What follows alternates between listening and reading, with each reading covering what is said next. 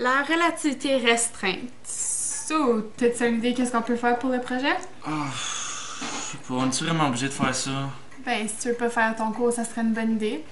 C'est à cause, si tu regardes là, l'objectif du projet, ça dit énoncer deux postulats de théorie de relativité. C'est n'importe quoi.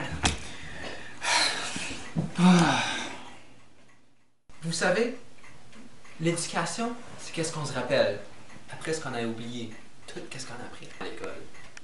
Moi, j'ai jamais été bon à l'école. Pourtant, je me rappelle de bien des choses. Il y a 76 ans, je suis né à Ulm, en Allemagne. Un an après, ma famille et moi, on a déménagé à Munich, où j'ai étudié au gymnasium jusqu'à ce que j'avais 15 ans, quand j'ai été expulsé de l'école. Je voulais pas faire des affaires comme la biologie, et c'est vrai que mes notes étaient pas fantastiques.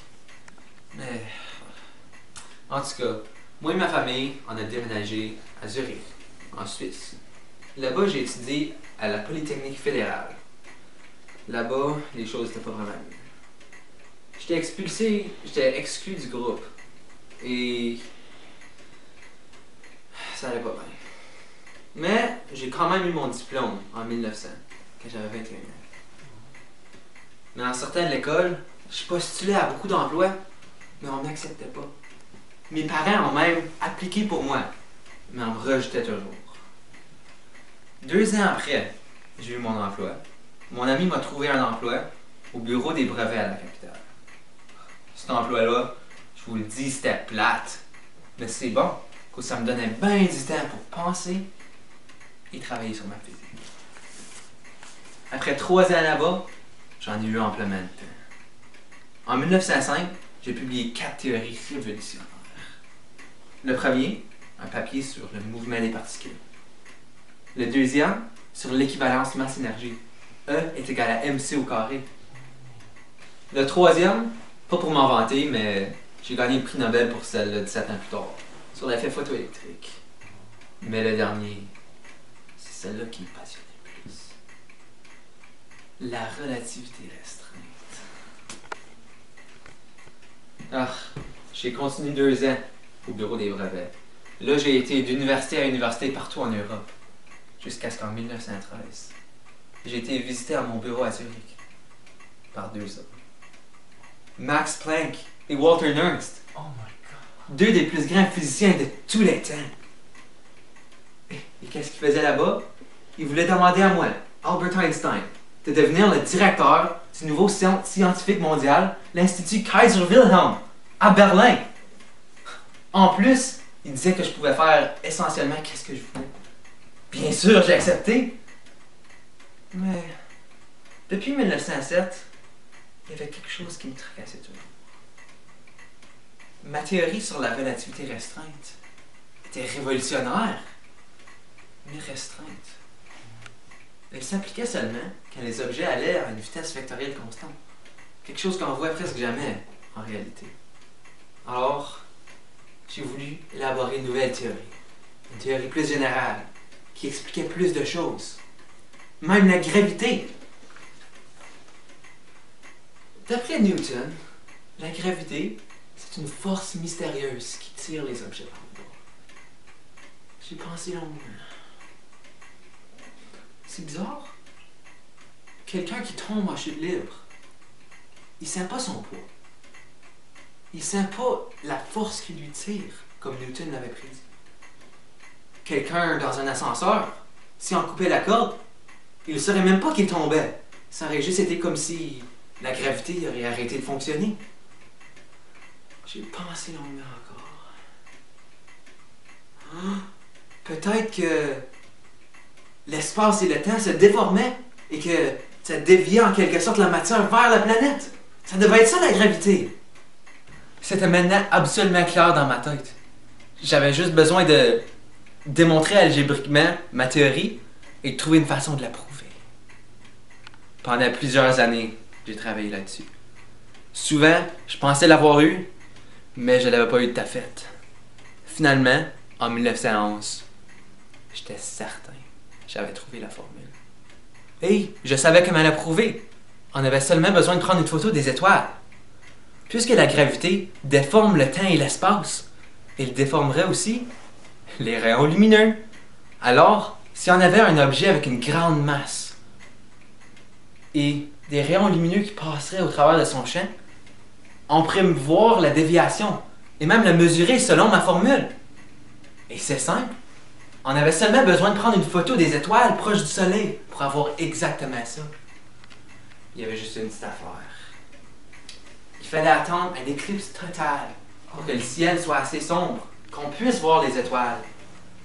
Et la prochaine éclipse était pour être 3 années plus tard, en Russie. Immédiatement, quand j'ai figuré ça, j'ai contacté 2 hommes avec les compétences et les instruments nécessaires pour m'aider. William Wallace Campbell, un astronome américain, et Erwin Freundlich, un technicien allemand. En 1914, ils se sont dirigés en Russie pour être les premiers à prouver ma nouvelle théorie. Mais en 1914, pas longtemps avant l'éclipse, la Première Guerre mondiale a frappé. Vous pouvez imaginer mon inquiétude quand j'ai su ça. Ils étaient maintenant des ennemis dans une zone de guerre. Aïe, aïe. En plus, Campbell s'était installé plus proche des villes, alors plus proche des soldats, et aussi plus proche des nuages. Quand est venu le temps pour l'éclipse, les nuages ont recouvert son télescope, ont recouvert tout le ciel, ils ne pouvaient rien voir, et les soldats l'ont trouvé. Heureusement, c'était un Américain, et les États-Unis étaient neutres dans le conflit. Alors, ils ont seulement confisqué son équipement, et ils l'ont laissé partir. Mais quand même... mais Freundlich, lui, il n'a pas été aussi chanceux. Lui, c'était un Allemand. Alors, quand les soldats russes l'ont trouvé, vous pouvez imaginer qu'est-ce qu'ils pensaient? Évidemment, ils pensaient que c'était un espion, un Allemand avec tous les télescopes en Russie.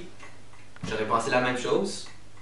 Alors, qu'est-ce qu'ils ont fait? Ils ont détruit son équipement et ils l'ont arrêté comme un prisonnier de guerre. Aïe, aïe. Évidemment, j'ai pas eu de résultat.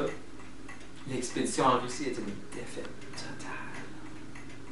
Et la prochaine éclipse était pour être dans un autre plusieurs années. En attendant, j'ai resté dans mon bureau et j'ai continué à regarder mes théories. Mais c'est là que j'ai trouvé quelque chose. J'avais une erreur dans mon équation. C'était mal. Fait que, si il aurait pu prendre les photos, ma théorie aurait été discréditée. Et pour les mauvaises raisons, j'aurais été ridiculisé. Ça aurait pas été bon, ça. Fait que, moi, j'ai continué, j'ai essayé de trouver l'erreur. Pendant plusieurs années encore, j'ai travaillé sur la même formule. Souvent, ça arrivait, j'étais certain que je l'avais eu. Il y avait toujours quelque chose que j'avais mal. Éventuellement, en 1916, je l'avais trouvé. La formule de la relativité générale. Et en 1922, il y a eu un éclipse en Australie. Les photos étaient claires. La lumière avait été déviée. Et ce, exactement comme mon équation l'avait prédit. La relativité générale avait été prouvée. Mais grand-père... Notre projet concerne plus la relativité restreinte. Ah, la relativité restreinte. Ça, je pourrais vous en parler longtemps. Eh bien, c'est pas mal différent de ce que je viens de vous parler. Ça a tout commencé en 1904, quand je prenais l'autobus.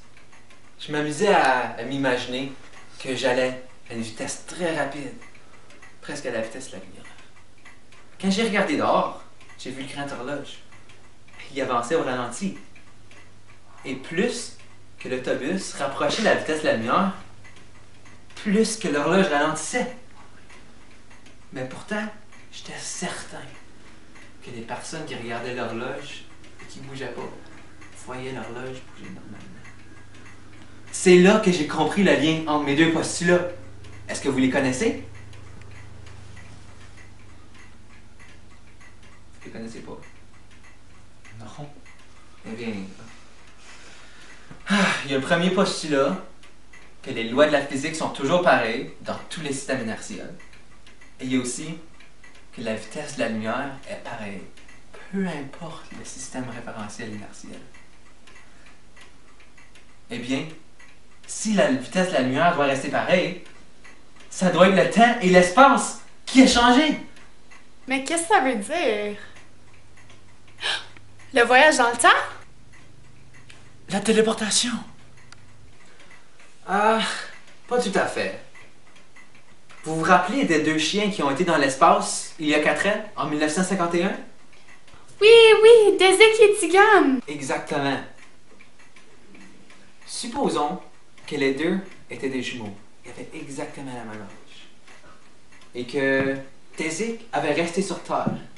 Eh bien, Tigane, en voyageant très rapidement à la vitesse de la fusée, aurait moins âgé, de façon très minime, que son frère.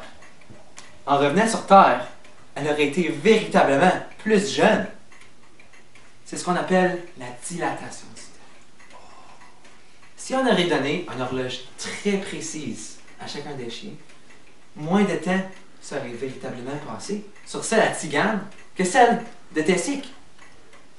On peut illustrer ce phénomène à l'aide du déplacement de la lumière, ou plus concrètement, d'une horloge lumineuse qui compte le nombre de fois qu'un rayon lumineux fait un aller-retour pour compter le temps.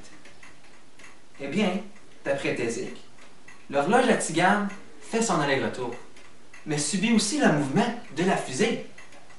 La lumière doit alors voyager en diagonale, une distance plus longue.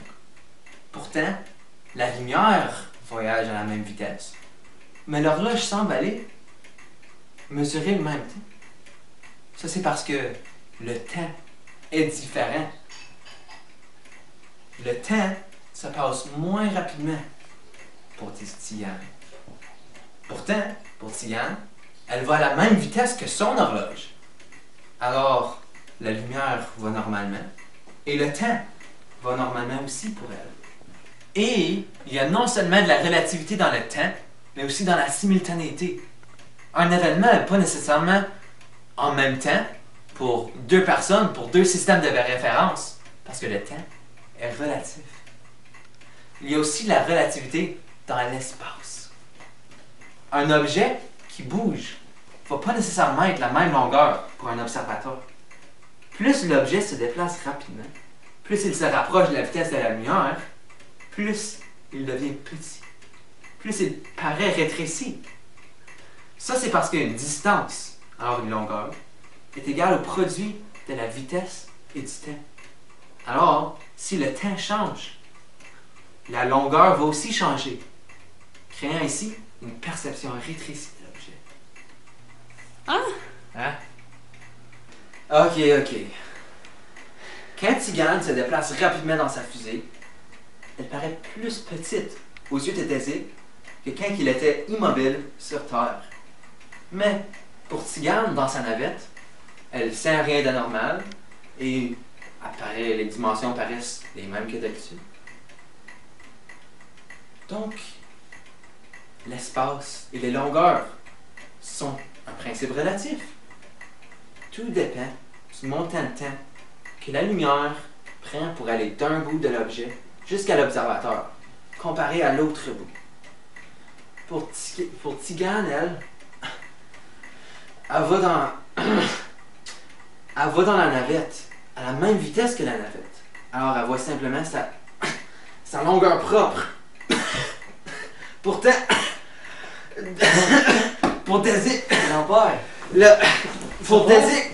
la lumière va d'un bout, T'es chaud. lui rejoint plus vite que l'autre bout. Alors, les longueurs paraissent rétrécies. Non, grand-père, c'est pas ton temps! Pas le C'est temps. pas ton temps! Tout est relatif.